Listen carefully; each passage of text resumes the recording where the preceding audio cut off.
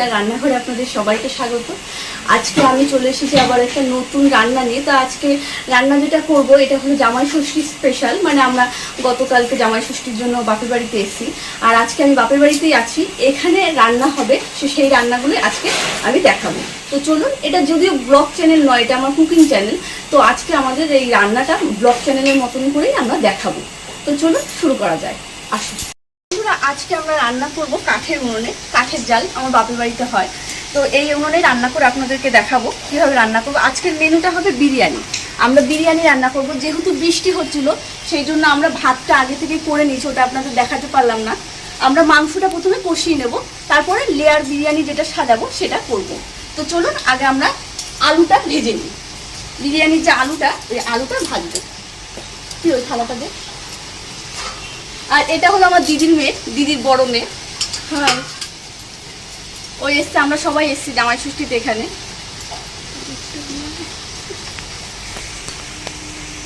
কড়াই আমি তেল দিয়ে দিয়েছি, সর্ষের তেল। পুরো রান্নাটা সর্ষের তেলেই করবো। আর এটা হলো আমার দিদির ছোট মেয়ে, ও খুব ভালো ড্রয়িং করতে পারে। আজকে ওরা দুজন আমাকে এটাতে সাহায্য করবে। যেহেতু আমরা বাপের বাড়িতে এসেছি, সবাই মিলে একসঙ্গে রান্না করা হবে, রান্না করে খাওয়া হবে, সেজন্য ওরা দুজন এই সমস্ত রান্না করলে খুব হেল্প করে, আজকে করবে। তো আমার তেল গরম হয়ে গেছে। এবার আমি বিরিয়ানির যে আলুটা আছে সেই আলুটাকে প্রথমে ভেজে নেব।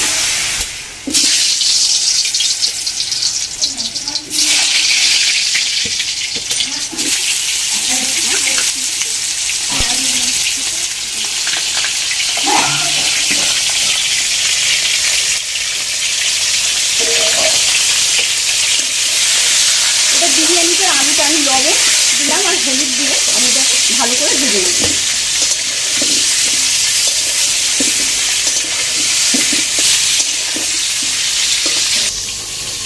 না না, ঢাকা দিয়েই ভাজলাম, কিন্তু আলুটা আমরা সিদ্ধ করে নিই, ঢাকা দিয়ে ভেজে নেব।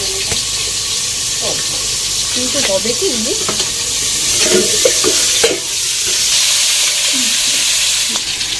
আমরা আলুগুলোকে পুরো লাল করে ভেজে নেব। একটা পিঠে আমার ভাজা হয়ে গেছে, আবার উল্টে দেবো। আলুগুলো আমাদের ভাজা হয়ে গেছে। এবার আলুগুলোকে আমরা নামিয়ে নেব।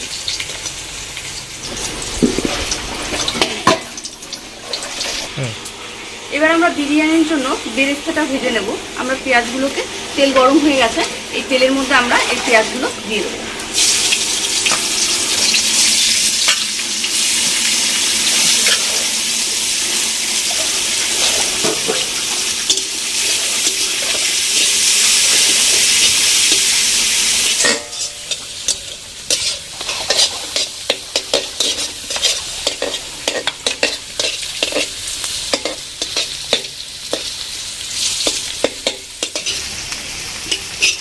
আমার দিদির ছোটো মেয়ে বিরিয়ানি খেতে খুব পছন্দ করে, ওই জন্য বিরিয়ানি করার নাম শুনলে পরে ও সবসময় এসে থাকে আমার কাছে।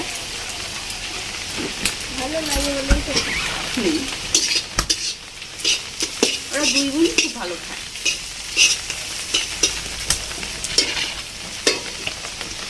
এটা আরেকটু ভাজলেই হয়ে গেল। আজকে অনেকদিন পরে এসে রান্না করছি কাঠের উনুনে। আগে বিয়ের আগে করতাম মাঝে মাঝে, আমাদের বাপের বাড়িতে মা করে, গ্যাস আছে তবু মা কাঠের উনুনেই রান্না করে। কাঠের উনুনে রান্নার টেস্ট খুব ভালো হয়, অন্যরকম হয়, যাদের আছে তারা বুঝবে।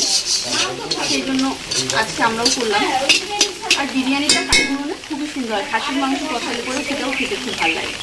আর আজকে যেটা করবো সেটা হলো মাটন বিরিয়ানি করবো। এটা আমাকে বারবার নেড়ে যেতে হবে, না হলে পরে এটা একদম পুড়ে যাবে। না, জল দেয় না, আরেকটা দিয়ে রাখতে হবে। হ্যাঁ, কাঠের উনুনে একবার জাল দিয়ে দিলে পরে না, বেশি হয়ে গেলে পরে আর কমানো যায় না। ওই জন্য জালগুলো পেছনে টেনে দিলে আবার মানে তাপটা কমে যায়। এটা ভাজাটা হয়ে গেছে। এবার আমি এটাকে নামিয়ে দেবো। তাহলে আমার বিরিয়ানির আলু আর বেরেস্তা এটা করা হয়ে গেছে। এবার আমি যেটা করব, এবার আমি মাংসটা প্রথমে রান্না করে নেব। প্রথমে আমি কড়াইতে দিয়ে দেবো তেল।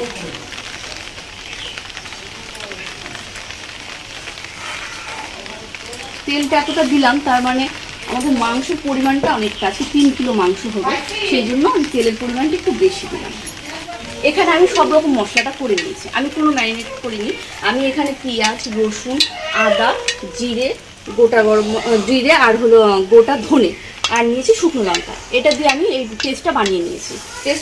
আর আমি ফোড়নের জন্য রেখেছি এখানে পেঁয়াজ কুচি, টমেটো কুচি আর দিই রসুন। আমি দেওয়ার সময় তবু আর একবার করে বলে দিচ্ছি।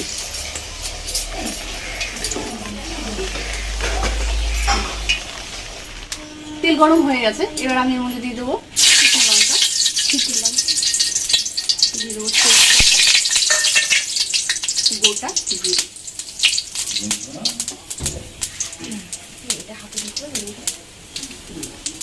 দেখুন বন্ধুরা, ও কত হেল্প করে আমাকে।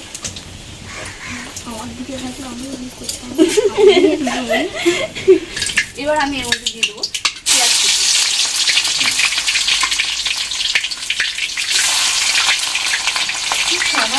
রসুন আর দেবো টমেটো।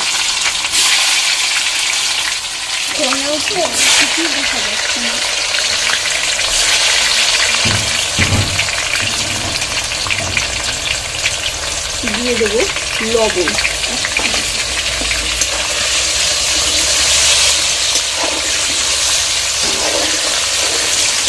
দিয়ে দেবো সামান্য পরিমাণ চিনি। এগুলো যে ভালো মতো হয়ে এসেছে, এবারে এই যে মশলাটা আমি করে রেখেছিলাম এই মশলাটা আমি দিয়ে দেবো। এটা দেওয়ার সময় খুব সাবধানে দিতে হয়, কারণ কাঠের জাল তো অনেক সময় কি হয় কড়াইয়ের ভিতরে আগুন হয়ে যায়।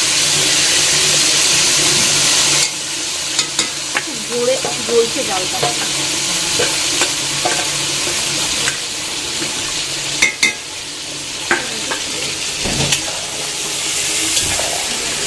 এইবার এইটাকে আমি ভালো করে কষাবো।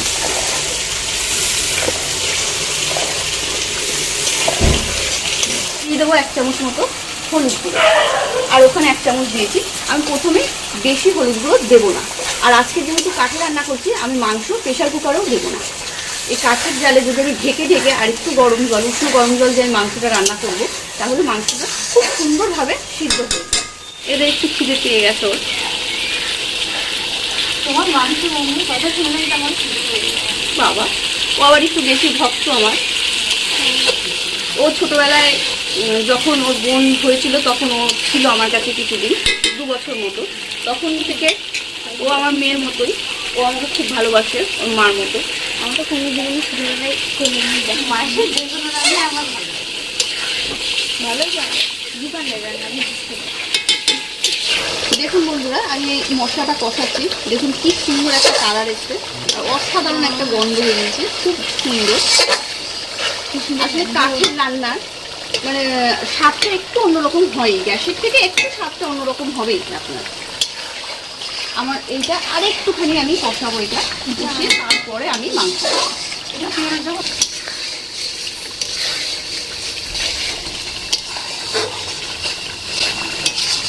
চিকন চাষে বলে যে চিকন চাষে আর স্ট্যান্ডার্ড করেছে। আর আমি 11-এ বলছি, 11-এ পড়ছি, মানে ওর খুবই দুঃখের বিষয়, সেটা ও মাধ্যমিক দিয়েছে এবছর। মাধ্যমিকের না কোনো ফলাফল আছে না কোনো পরীক্ষা আছে, ও 11-এ উঠে গেছে। মানে ও না, আমাদের ম্যাক্সিমাম সবাই উঠে গেছে, সেক্ষেত্রে ও উঠে গেছে। পরীক্ষা নেওয়া মশলা কষানো হয়ে গেছে, একটা দিকে দেখবো না, চাপ লাগবে। এবার আমরা এর মধ্যে মাংসটা দিয়ে দেবো।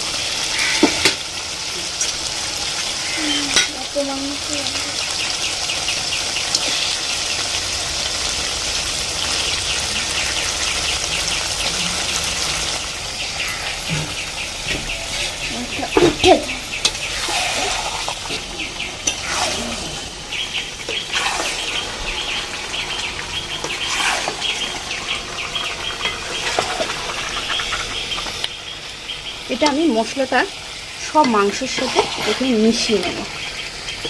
আমি পুরো মিশিয়ে দিয়েছি সব সাথে। এবার আমি মাংসটাকে ঢেকে দেবো।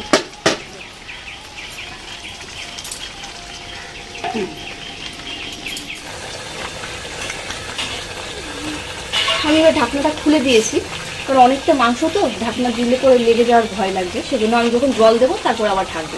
এখন বারবার একটু নাড়ছি।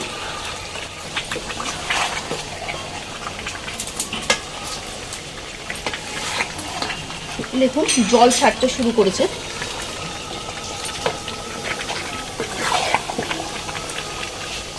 দিদি চলে এসেছে, ও স্নান করতে গেছিল, ও স্নান টান করে চলে এসেছে। এই দেখুন আমাদের একই রকম শাড়ি, এটা বাবা গতবার দুর্গা পুজোয় দিয়েছিল দুজনকে একই রকমের শাড়ি। ও এসে ও আবার কাঠের উনুনে রান্নাটা ভালো পারে, ওই জন্য কাঠের উনুনের জাল ঠালগুলো আবার ঠিকঠাক করে দিল।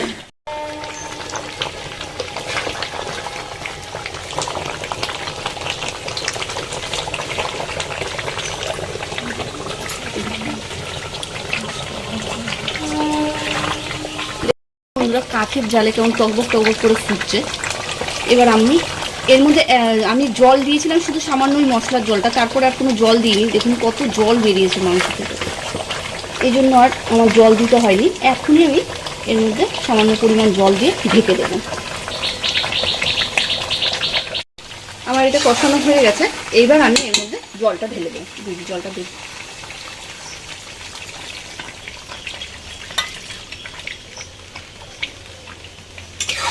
এবার আমি এই ঝোলটা দিয়ে আমি এটাকে ঢেকে রাখবো। এটা আমি ঝোলের জন্য দিয়ে রাখলাম, যেহেতু খুব বেশি ঝোল করব না সেই জন্য জলের পরিমাণটাও আমি খুব বেশি দিলাম না। আর আমি দিয়ে দেবো এর মধ্যে, এখন দেবো সামান্য পরিমাণ লবণ,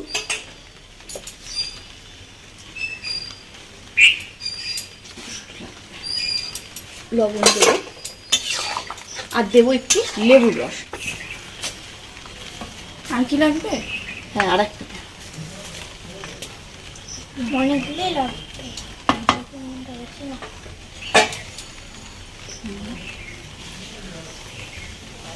এই লেবুগুলো আমি দিয়ে দিলাম।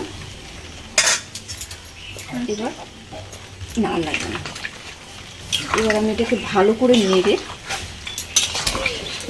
জ্বালানিটা দিয়ে আমি এটাকে ঢেকে রাখবো। 10 মিনিট পরে আমি এটাকে খুলে নেব। তো বন্ধুরা 10 মিনিট পরে আসছে। এটা হয়ে গেছে রান্নাটা। এবার আমি ঢাকনাটা খুলে দেব। এবার একটু নেড়ে চেড়ে আমি এইরকমই ঝোল রাখবো, খুব বেশি ঝোল রাখবো না। এই অবস্থা আমি এখানে গরম মশলার গুঁড়ো দিয়ে দেবো।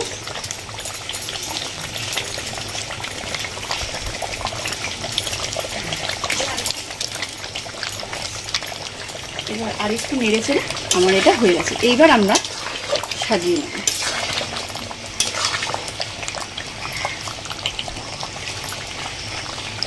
এবার আমি বিরিয়ানিটা এই হাঁড়িটার মধ্যে সাজিয়ে দেবো। এটা বিরিয়ানির হাঁড়ি। তো আমি প্রথমে 1 চামচ মতো ঘি প্রথমে এর নিচে ব্রাশ করে নেব।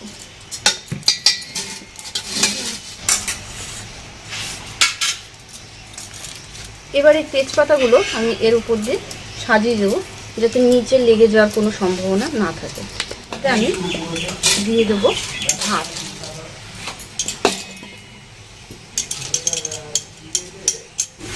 এবার দেবো আলু। আলুগুলো আমি সাজিয়ে নেব।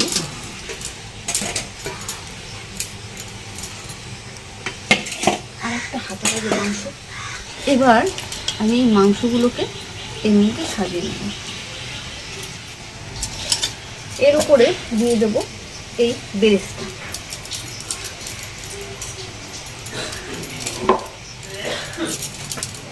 এবার দেব ঘি।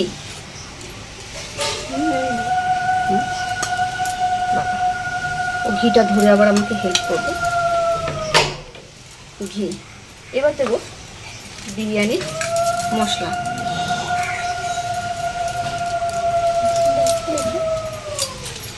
এবার না, আবার আমি এইভাবে কতগুলো লেয়ার সাজিয়ে দেবো। এবার আমি এই মাঝখানটায় একটুখানি আতর দিয়ে দেবো। এটা বেশি দিলে পরে গন্ধটা ভালো লাগে না, হালকা দিয়ে দেবো। ফিট হয়ে গেছে। এবার আমি এটাকে ঢেকে দেবো। এটা এয়ার টাইট, সেজন্য আমি এটাকে আর আটা দিয়ে লাগালাম না। আমি এটাকে এই যে উনুনে রয়েছে আঁচটা, এই আঁচে আমি ডাইরেক্ট বসিয়ে দেবো। আমার আঁচলটা ধরিস। এবার 5 মিনিট মতো এটা রেখে আমি সার্ভ করে দেবো। আমার রান্নাটা কমপ্লিট হয়ে গেছে। এবার আমি এটাকে নামিয়ে নেবো। তো চলুন, আমি আমার দিদির মেয়েরা বসে আছে, ওদেরকে দিয়ে প্রথমে টেস্ট করানো যায়। খেতে দিয়েছি, দেখা যাক ওরা টেস্ট করুক, কি বলে, খেয়ে কেমন হয়েছে।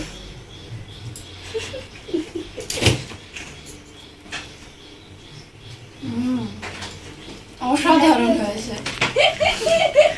আমি দোকানেরটা কোনোদিনও খেয়েছি, কিন্তু মাসির মতো এতটা বাবা, তো দেখছেন ওরা দুইজনা মানে খেয়ে ওদের এত ভালো লেগেছে, সেই জন্য ওরা খুবই প্রশংসা করছে, একটু বেশি বেশি প্রশংসা করে ফেললো। তো দেখলেন আমরা আজকে কিভাবে আমাদের মানে জামাই ষষ্ঠীর পরের দিন স্পেশাল রান্না টান্না করলাম। তো আপনাদের যদি ভালো লাগে তো অবশ্যই আমার চ্যানেলটিকে সাবস্ক্রাইব করবেন, লাইক করবেন আর পাশে থাকবেন। দেখা হবে নেক্সট ভিডিওতে। ততদিনের জন্য ভালো থাকবেন, সাবধানে থাকবেন।